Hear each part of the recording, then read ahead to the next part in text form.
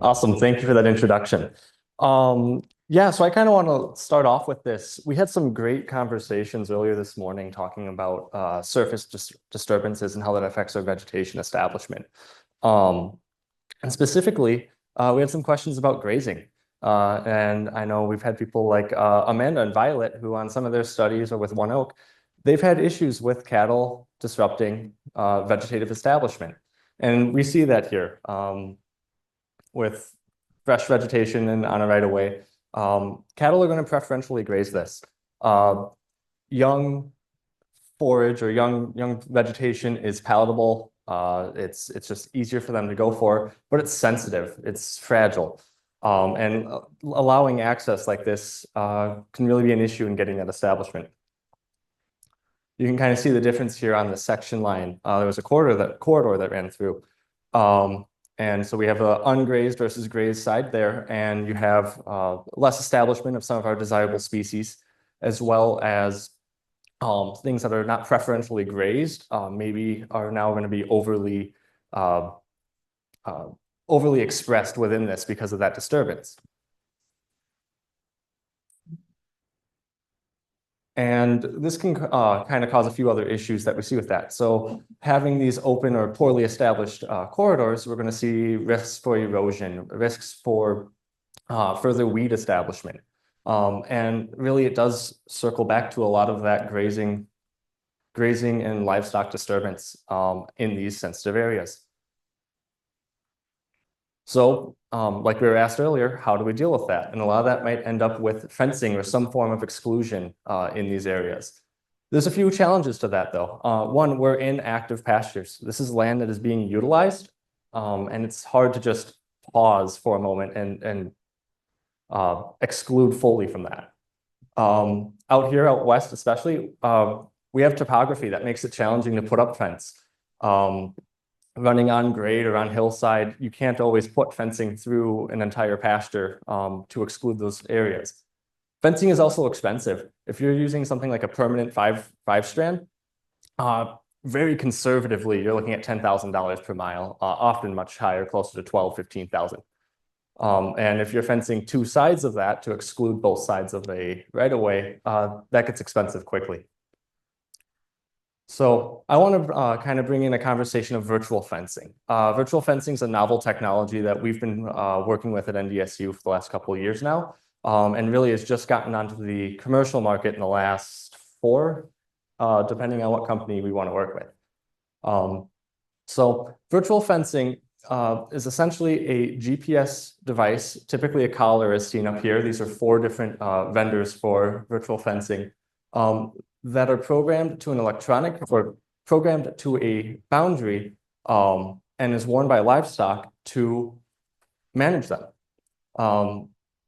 We can manage grazing livestock without the need for physical fencing. And you can see right here, we have our herd of a couple cattle and their calves, and that boundary on that yellow line shows very clearly the grazed versus ungrazed portions of this. So it will depend a little bit on what manufacturer you use for how they work, but the basis of it is the collar will be programmed by a manager, and that usually runs off of either cellular or LoRaWAN, long-range wide area networking. And those then communicate through the internet. So let's say an app or a web-based computer or cell phone.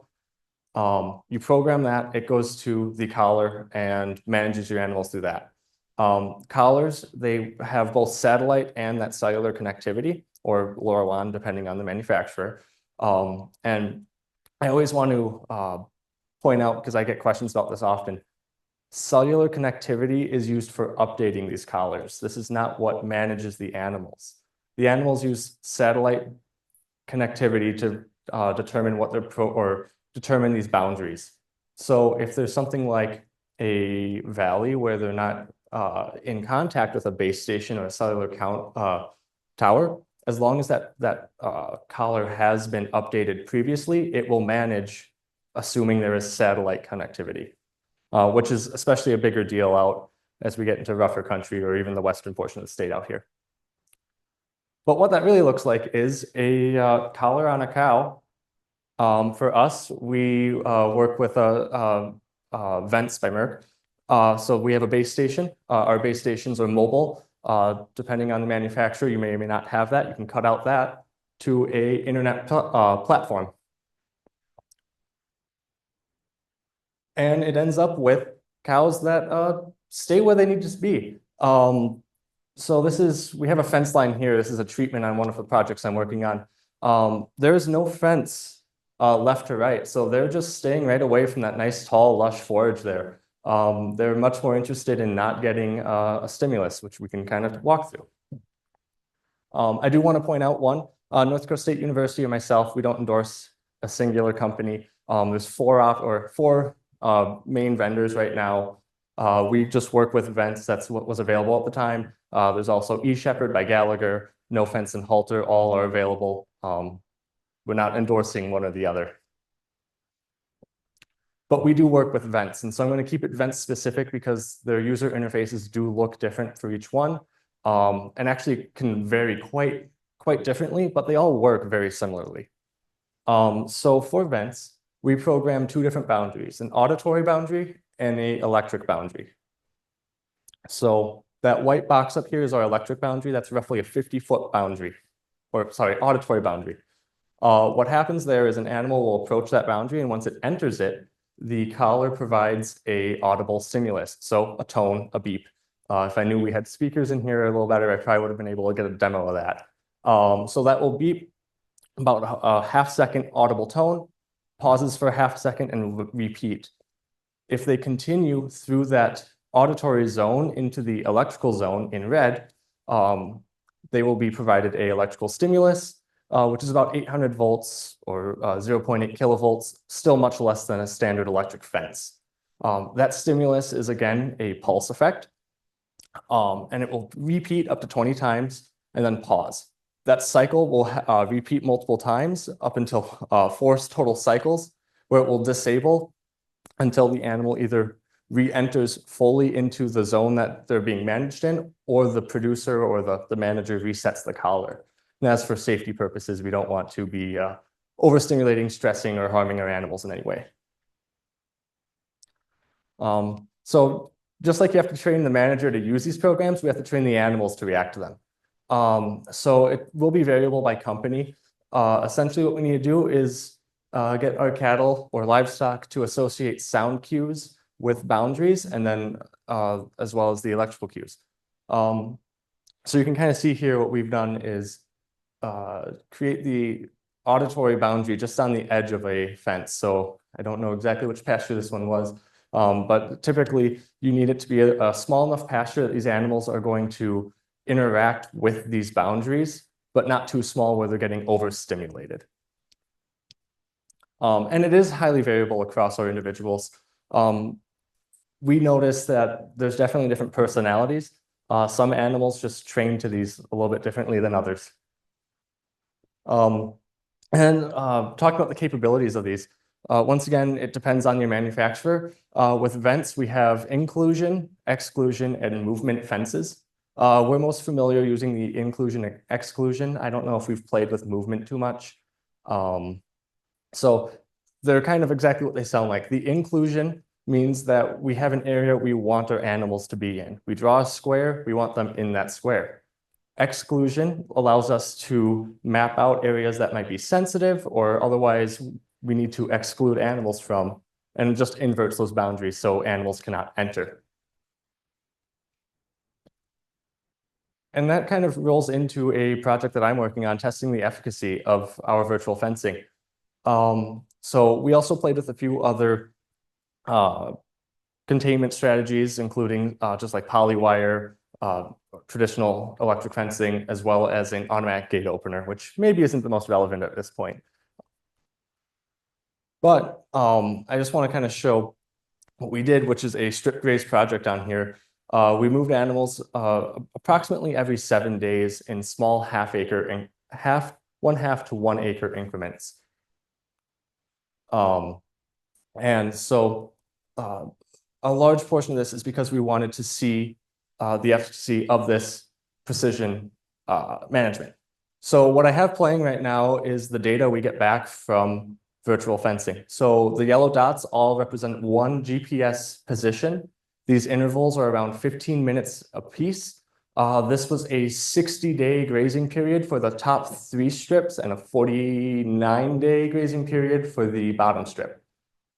And you can see top there being our virtual fence. For the most part, they're staying behind that white line, or that white boundary, I should say.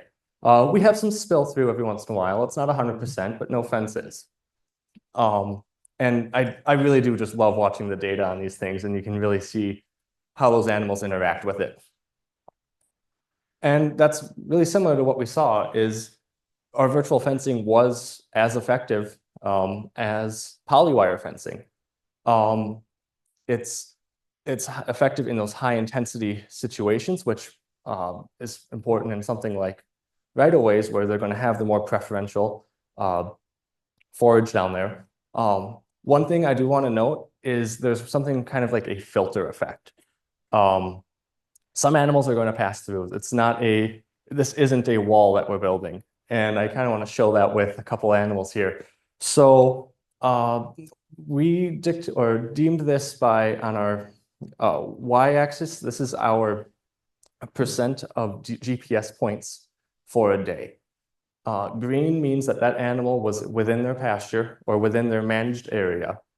Blue means that they were acquiring auditory tones. Yellow means they were being exposed to an electrical cue. And then red means they're fully out of that zone, or what we would call unmanaged.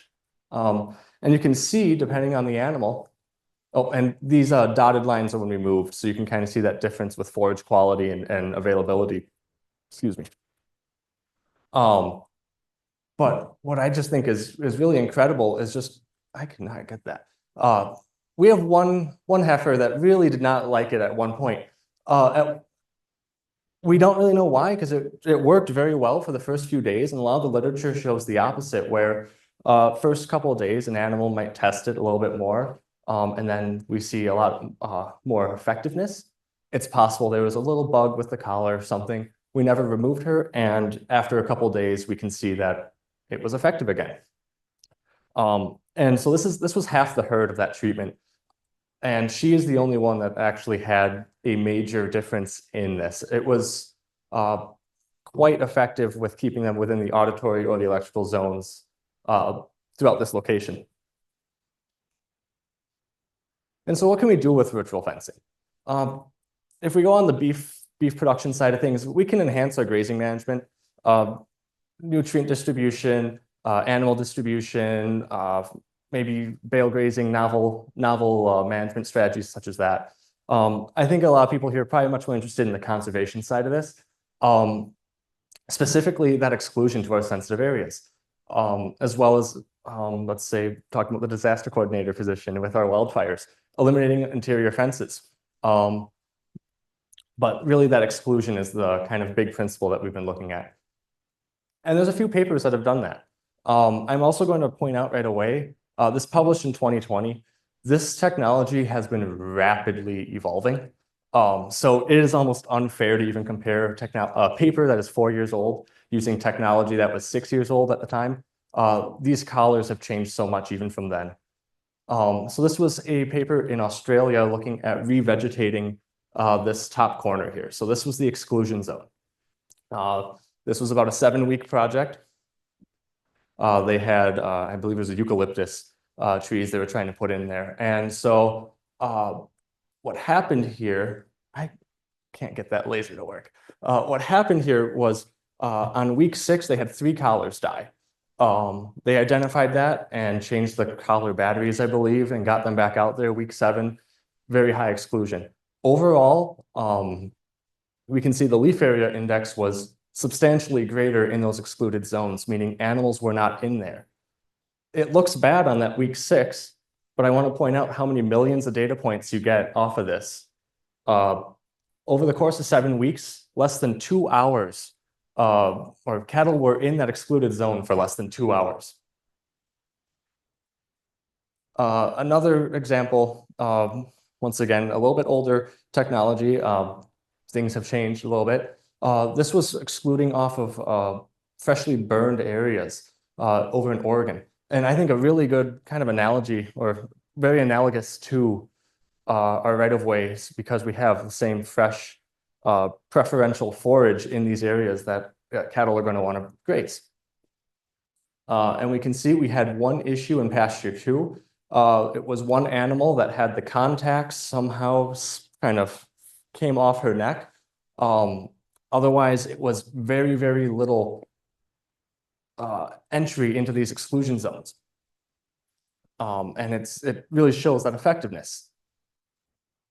So I just think that there's some considerations, and it's bringing the conversation of what these technologies can be used for helping with reclamation or restoration.